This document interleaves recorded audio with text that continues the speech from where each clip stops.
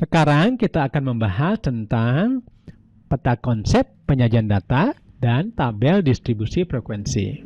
Pertama-tama, kita bahas dulu peta konsep penyajian data. Dalam statistika, kita biasa berhadapan dengan data mentah.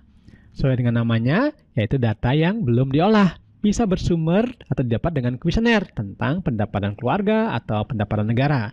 Bisa juga tentang nilai ulangan harian kalian, misalnya, atau tentang produksi. Bisa juga data atau informasi yang didapatkan dari sensus penduduk, misalnya.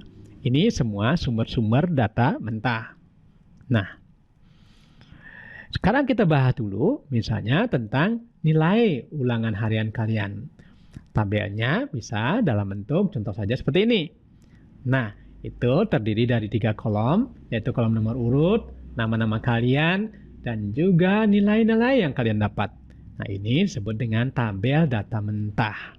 Masalah yang dihadapi dengan tabel data mentah ini adalah kita hanya mendapatkan gambaran tentang siapa yang mendapatkan nilai berapa.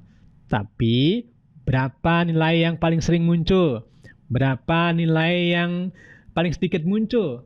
Berapa nilai yang tertinggi? Nah, ini mungkin kita tidak dapatkan. Karena itu, kita harus sederhanakan tabel ini dalam bentuk tabel yang lain. Nah, tabel itu disebut dengan tabel distribusi frekuensi. Nah, sesuai namanya bentuknya ada 2, yaitu distribusi frekuensi relatif dan kumulatif. Nah, contohnya adalah seperti tabel berikut ini. Nah, kita lihat adalah yang kolom yang pertama tentang nilai-nilai yang muncul. Kemudian kolom kedua tentang banyaknya nilai-nilai yang muncul. Karena itu disebut dengan distribusi frekuensi, tabel distribusi frekuensi. Nah, presentasi dari tabel distribusi ini ada 2, yaitu yang pertama dalam bentuk diagram dan juga dalam bentuk grafik. Nah, dalam bentuk diagram itu ada 5 jenisnya, yaitu yang pertama adalah yang disebut dengan diagram batang. Iya, tentu diagram batang. Gambarnya seperti ini, yang terdiri dari batang-batang yang menggambarkan banyaknya frekuensi atau banyaknya data atau frekuensinya. Yang kedua disebut juga dengan diagram lingkaran, yaitu disajikan dalam bentuk lingkaran seperti ini. Tentu segmen-segmen lingkaran ini dinyatakan dalam persentase dan jumlahnya harus 100%. Nah, yang ketiga yaitu diagram garis. Diagram garis ini gambarnya seperti ini. Sesuai dengan namanya, banyaknya data atau frekuensi digambarkan dengan segmen-segmen garis. Nah, yang keempat yaitu ada yang disebut dengan stem and leaf plot, yaitu gambar seperti ini. Ya, kemudian nanti yang kelima disebut dengan box plot.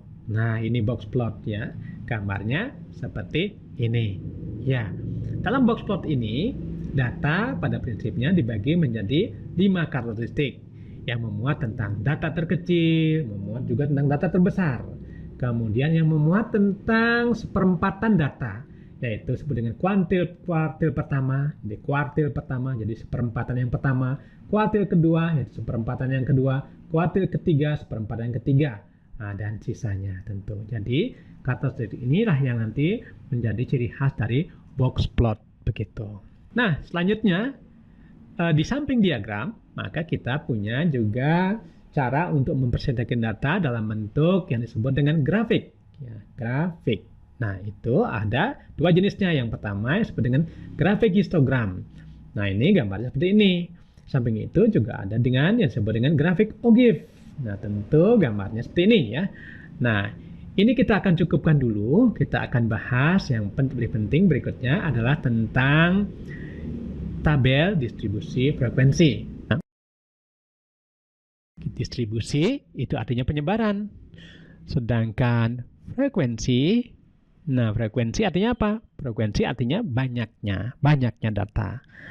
Nah, kalau begitu apa dong arti tabel distribusi frekuensi? Nah artinya tabel distribusi frekuensi adalah tabel yang memuat penyebaran data. Contohnya sebagai berikut. Nah, ini misalnya tabelnya ya. Ini tabel data mentah seperti yang kita dapatkan tadi. Contohnya sama, yaitu nama mahasiswa dan nilai matematika yang dia dapat. Nah, kita ubah sekarang menjadi tabel distribusi frekuensi. Nah, kalau kita bertanya misalnya tentang berapa anak yang mendapatkan nilai 6? Tidak ada jawabannya. Berapa anak yang mendapatkan nilai 7? Belum dijawab. Berapa anak yang mendapatkan nilai 8? Tidak tahu. Berapa anak yang mendapatkan nilai 9? Nggak ada jawabannya. Berapa nilai yang paling banyak muncul? Juga belum bisa cari. Nilai berapa yang paling sering sedikit muncul? Nah, ini juga belum. Nah, karena itu tabel data mentah ini, yang ini belum bisa menjawab pertanyaan-pertanyaan ini. Ya, tadi ulangi, tabel ini belum bisa menjawab ini. Karena itu kita bahas sekarang tabel distribusi frekuensi. Adalah tabel yang memuat penyebaran data dan banyaknya. Nah, karena itu nanti kita akan bisa menjawab. Contohnya adalah, nih misalnya, nilai matematika kita perhatikan ini ada 5, 6, 7, 8, 9. Nah, kita amati sekarang satu persatu. Nilai matematika. Nah, banyaknya berapa? Nah, itu sekarang. Kita perhatikan satu persatu dalam tabel di sini ya. Nah, gitu. Kemudian kita akan bertanya berapa banyaknya nilai 5? Nah, kita hitung ya. Kita hitung nilai 5 1, 2. Nah, berarti ada 2. Nah, berapa banyaknya nilai 6? Kita hitung lagi, 1. Ternyata ada 1. Berapa banyak nilai 7? 1, 2. Nah, nilai 8, banyaknya berapa? 1, 2, 3. Nah, ada 3. Kemudian nilai 9, terakhir nih, 1, 2. Nah, ada 2. Nah, berarti kita sudah bisa menjawab berapa banyaknya nilai yang masing-masing muncul, nilai matematika masing muncul. Nah, ini.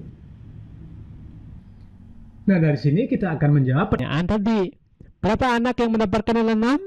Nah, nilai 6, berapa anak mendapatkan nilai 6? Ternyata jawabannya berapa? Ayo kita lihat berapa anak mendapatkan 1. Berapa anak mendapatkan nilai 7? 2. Berapa anak yang mendapatkan nilai 8? 3. Nah, berapa anak yang mendapatkan nilai 9? Juga 2. Nah, begitu ya. Sekarang nilai berapa yang paling banyak muncul? Nilai berapa yang paling banyak muncul? Tentu nilai 8 sebanyak 3. Nilai berapa yang paling sedikit muncul? Yaitu tentu 6, yaitu banyaknya 1. Nah, gitu. Jadi semua pertanyaan ini telah terjawab dengan menggunakan tabel distribusi frekuensi. Begitu ya.